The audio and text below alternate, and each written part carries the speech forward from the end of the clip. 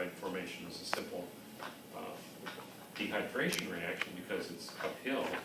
We need to change the thermodynamic situation. And the way nature does it, the way that you add one sugar to its growing chain, is by activating the sugar chemically.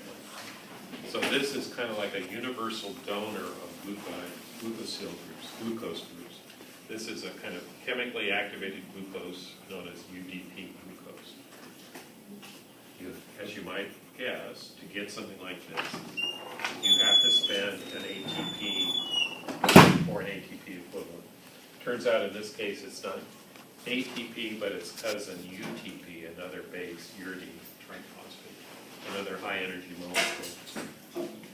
And you would only use one, right? You'd use one, you'd link the glucose to this diphosphate, so the sugar takes the place of the third phosphate that would normally be on UTP.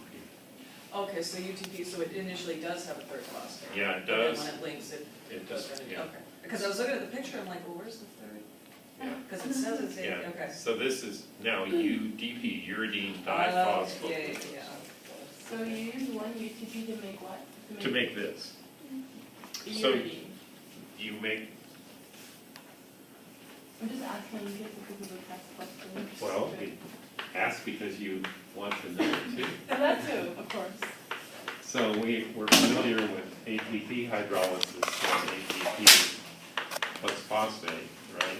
And that's 31 kilojoules per mole downhill in the hydrolysis direction. The same thing would happen with the other nucleotide, UTP. It's also a high energy molecule.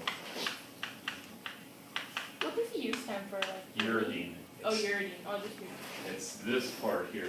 That's actually the only difference between ATP and UTP is in the details of this ring up here. Oh. So this also is minus 31. So you're spending an ATP equivalent. It's just using its cousin UTP instead of ATP to chemically activate the glucose. But it's permanent. Well, it's covalent. It's covalent. Okay. But now this, because it makes the glucose a higher energy molecule. So now we're going to see as an example here of, well, here it is right here. We're making sucrose by linking a glucose and a fructose. So if you just have those two together on a free energy scale and ask to make sucrose, the sucrose would be at a higher energy and that would be unfavorable, right? But now, we're not doing that. To get to the same endpoint, we're using a different approach.